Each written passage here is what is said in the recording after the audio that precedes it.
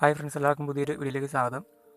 അപ്പോൾ ഇന്ന് നമ്മൾ തുനിവ് എന്ന മൂവിയിലെ അജിത്തിൻ്റെ ഒരു ഡ്രോയിങ് ആണ് ചെയ്യാൻ പോകുന്നത്. അപ്പോൾ നമ്മൾ പാർട്ട് 1 ആയിട്ട് ഔട്ട്ലൈൻ മാത്രമേ ചെയ്യുന്നുള്ളൂ. അപ്പോൾ ഇതൊരാൾ കമൻറ്റ് ചെയ്ത് ചോദിച്ചൊരു ഡ്രോയിങ് ആണ്. ഈ ഒരു മൂവിക്കകത്തെ ഒരു ഡ്രോയിങ്, ഒരു ഫോട്ടോ നോക്കിയിട്ട് വരയ്ക്കാമെന്ന് ചോദിച്ചായിരുന്നു. അപ്പോൾ അതുകൊണ്ട് തന്നെ ഞാൻ ചെയ്യാമെന്ന് കരുതി. പിന്നെ ഈ ഒരു ചാനലിൽ ഞാൻ അജിത്തിൻ്റെ ഡ്രോയിങ് ഒന്നും ചെയ്തിട്ടുമില്ലായിരുന്നു. അപ്പം എനിക്ക് തോന്നി പറഞ്ഞ് ചെയ്തിടാമെന്ന്. പിന്നെ പറയണമെന്ന് വെച്ചാൽ എനിക്ക് അത്ര ക്ലാരിറ്റിയുള്ള ഇമേജൊന്നും അല്ല കിട്ടിയിരിക്കുന്നത്. അപ്പോൾ എനിക്ക് കയ്യിൽ കിട്ടിയൊരു ഇമേജ് വെച്ച് ഞാൻ വരയ്ക്കുന്നതാണ്. അപ്പോൾ അതുകൊണ്ട് തന്നെ എൻ്റെ കുറച്ച് തെറ്റുകളൊക്കെ വരാൻ സാധ്യതയുണ്ട്. എത്ര കണ്ട് ബെറ്റർ ആയിട്ട് വരുമെന്നൊന്നും എനിക്കറിയില്ല. അപ്പോൾ അതിന് മാക്സിമം ഞാൻ ശ്രമിക്കാം. അപ്പം വീഡിയോ കണ്ട് സപ്പോർട്ട് ചെയ്യണം. അതുപോലെ തന്നെ നിങ്ങൾ സെലക്ട് ചെയ്യുമ്പോൾ എപ്പോഴും ഫോട്ടോ നല്ല ക്ലാരിറ്റി ഉള്ള നോക്കി സെലക്ട് ചെയ്യാൻ ശ്രമിക്കുക. അപ്പം ഈ ഒരു മൂവിക്കകത്ത് തന്നെ വേണമെന്ന് പറഞ്ഞുകൊണ്ട് മാത്രമാണ് ഞാൻ നോക്കിയത്. അല്ലെങ്കിൽ വേറെ അജിത്തിൻ്റെ തന്നെ വേറെ ഇമേജ് ഞാൻ നോക്കിയേനെ, നല്ല ക്ലാരിറ്റിയുള്ള ഇമേജ് നോക്കിയിട്ട് ഞാൻ ചെയ്തേനെ. അപ്പോൾ എനിക്ക് ഈ ഇമേജ് കിട്ടിയിട്ടുള്ളൂ. അപ്പം ഇത് വെച്ച് ഞാൻ ട്രൈ ചെയ്ത് നോക്കുന്നതാണ്. അപ്പോൾ ഇതിൽ തെറ്റുണ്ടെങ്കിൽ ക്ഷമിക്കാം കേട്ടോ. അപ്പം നിങ്ങൾക്കും ട്രൈ ചെയ്ത് നോക്കാവുന്നതാണ്. അതുപോലെ നമ്മുടെ ചാനലിലേക്ക് പുതിയതായിട്ട് ആരെങ്കിലും വന്നിട്ടുണ്ടെങ്കിൽ നമ്മുടെ ചാനൽ പ്ലേലിസ്റ്റൊക്കെ ഒന്ന് കയറി നോക്കുക. നമ്മൾ കളർ പെൻസിൽ ഡ്രോയിങ് ഒക്കെ ചെയ്തിട്ടുണ്ട്, ഒരുപാടൊന്നുമില്ല. അപ്പോൾ നിങ്ങൾക്ക് അത്യാവശ്യം പഠിക്കാനൊക്കെ ആ ഒരു ഡ്രോയിങ് കണ്ടാൽ മതിയായിരിക്കും. പിന്നെ ഫ്രീ ഹാൻഡായിട്ട് നമ്മൾ ഔട്ട്ലൈൻ ചെയ്യുന്നുണ്ട് ഫേസിൻ്റെ. അപ്പോൾ അത് നിങ്ങൾക്കൊന്ന് ട്രൈ ചെയ്ത് നോക്കാവുന്നതാണ്. അപ്പോൾ ഞാൻ കൂടുതലും ഉപയോഗിച്ചിരുന്ന ഗ്രിഡ് മെത്തേഡ് ഉപയോഗിച്ചാണ് വരച്ചിരിക്കുന്നത്. അപ്പോൾ എനിക്ക് കുറച്ചുകൂടെ എളുപ്പം ബെറ്ററായിട്ട് തോന്നിയത് ഞാൻ ആ ഒരു മെത്തേഡാണ്. അപ്പോൾ അതുകൊണ്ട് ഞാൻ ആ ഒരു മെത്തേഡ് ഉപയോഗിച്ച് തന്നെ കൂടുതലും ചെയ്യുന്നത്. അപ്പോൾ നിങ്ങൾക്ക് ഏതാണെങ്കിൽ എളുപ്പമെങ്കിൽ നിങ്ങളത് ഫോളോ ചെയ്യുക.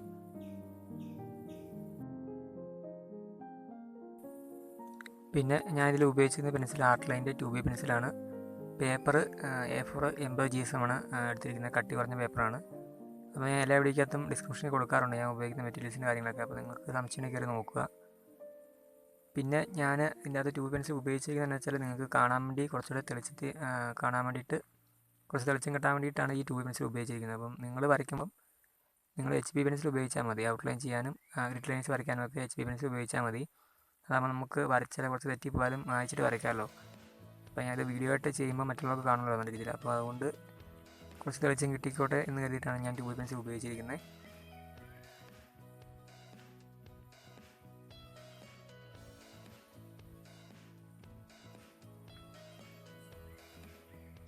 പിന്നെ നിങ്ങൾക്ക് എന്തെങ്കിലും സംശയം ഉണ്ടെങ്കിൽ നിങ്ങൾ കമൻറ്റായിട്ട് രേഖപ്പെടുത്താം. ഞാനത് വീഡിയോ ആയിട്ട് ചെയ്യാം. ഇപ്പം ഗ്രിഡ് മെത്തേഡിനെ കുറിച്ച് എന്തെങ്കിലും ഇനിയും സംശയം എന്തെങ്കിലും ഉണ്ടെങ്കിൽ കമൻറ്റ് ചെയ്യാൻ ട്യൂട്ടോറിയൽ വീഡിയോ ആയിട്ട് ചെയ്യാം. അപ്പം കഴിഞ്ഞ ദിവസമായിട്ട് വീഡിയോസൊക്കെ ഓരോരുത്തർ കമൻറ്റ് ചെയ്തിട്ട് ചോദിച്ചൊരു കാര്യമാണ്.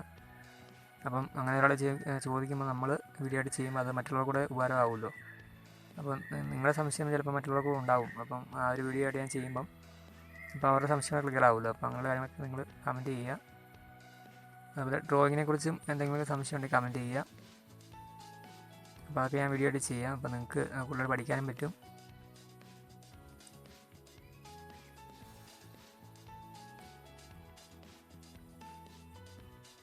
പിന്നെ സമയത്ത് തന്നെ ചെയ്യുക ഓരോ ഡ്രോയിങ്ങും. അപ്പം നിങ്ങൾ പെട്ടെന്ന് ഡ്രോയിങ് വരച്ച് തീർക്കണം എന്ന രീതിയിൽ ഇരുന്ന് വരയ്ക്കാൻ ഇരിക്കല്. നിങ്ങൾ ഓരോ സമയം കണ്ടെത്തി വരയ്ക്കാൻ ഇരിക്കുക. അല്ലെങ്കിൽ സമയമില്ലെങ്കിൽ നിങ്ങൾ വരയ്ക്കേണ്ട, പിന്നീട് സമയമുള്ളപ്പം വരയ്ക്കുക. അപ്പം ഒരു ഡ്രോയിങ് വരയ്ക്ക് തുടങ്ങി അത് തീർത്തിട്ട് എഴുന്നേറ്റ് പോകുള്ളൂ, അങ്ങനെയൊന്നും ഇരിക്കല്.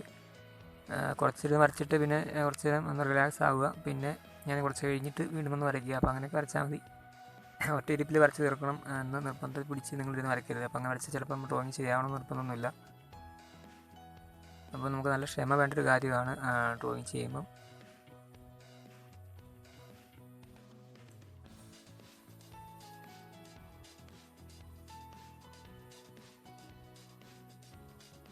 അപ്പോൾ ഞാൻ ഓരോ വീഡിയോക്കകത്തും ഇങ്ങനെ കാര്യങ്ങളൊക്കെ പറഞ്ഞു പോകുന്നുണ്ട്. അതിപ്പം പുതിയതായിട്ട് തന്നെ ചാനൽ ആരെങ്കിലും വന്നിട്ടുണ്ടെങ്കിൽ അവർക്ക് അത് ആ വീഡിയോക്കകത്ത് തന്നെ മനസ്സിലാക്കാൻ വേണ്ടിയിട്ടാണ്. അപ്പോൾ അവർക്ക് പഴയ വീഡിയോ നോക്കാണ്ട് ഈ ഒരു വീഡിയോക്കകത്ത് തന്നെ കാര്യങ്ങൾ മനസ്സിലാക്കണം. അതുകൊണ്ടാണ് ഓരോ വീഡിയോക്കകത്ത് ഞാൻ കാര്യങ്ങൾ പറഞ്ഞു പോകുന്നത്.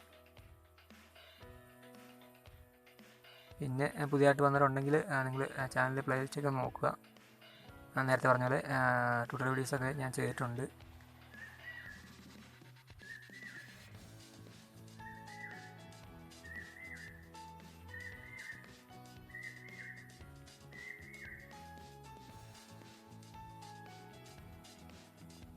പിന്നെ എന്ത് കാര്യമാണെങ്കിലും നമ്മൾ ഒരു ഇഷ്ടത്തോടെ കൂടെ ചെയ്യുക. അത് ഡ്രോയിങ് പഠിക്കുകയാണെങ്കിലും അതായത് നമ്മൾ എന്ത് കാര്യമാണെങ്കിലും അതിനകത്തൊരു ഇഷ്ടത്തോടെ കൊണ്ട് നമ്മൾ ഇറങ്ങുക. എന്നാൽ മാത്രമേ നമുക്കത് പഠിച്ചെടുക്കാൻ പറ്റത്തുള്ളൂ.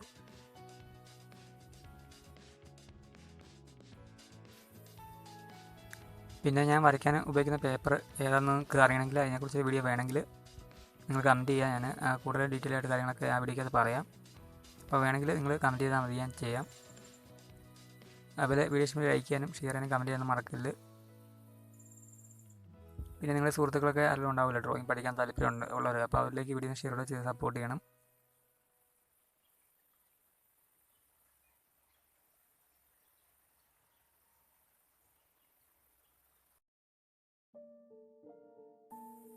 പിന്നെ ഞാനൊരു പുതിയ ഇൻസ്റ്റാഗ്രാം അക്കൗണ്ട് തുടങ്ങിയിട്ടുണ്ടായിരുന്നു. അപ്പോൾ അതിൻ്റെ ലിങ്ക് ഞാൻ ഡിസ്ക്രിപ്ഷനിൽ കൊടുത്തേക്കാം.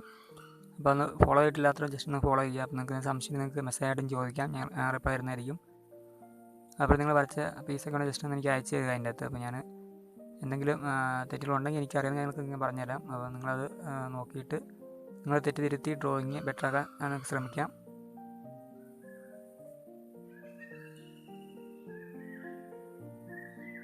പിന്നെ മെയിനായിട്ട് പറയാമെന്ന് വെച്ചാൽ പ്രാക്ടീസാണ് അതിൻ്റെ അകത്ത് മെയിനായിട്ട് വരുന്നത്. നിങ്ങൾ വരച്ചുകൊണ്ടിരുന്നാൽ മാത്രമേ നമ്മൾ ഡ്രോയിങ് ബെറ്ററായിട്ട് വരത്തുള്ളൂ. അപ്പോൾ നിങ്ങൾ മുമ്പ് പറഞ്ഞ സമയം കണ്ടെത്തി ഇരുന്ന് വരയ്ക്കുക, സമയമുള്ളതനുസരിച്ച് നിങ്ങൾ വരയ്ക്കുക.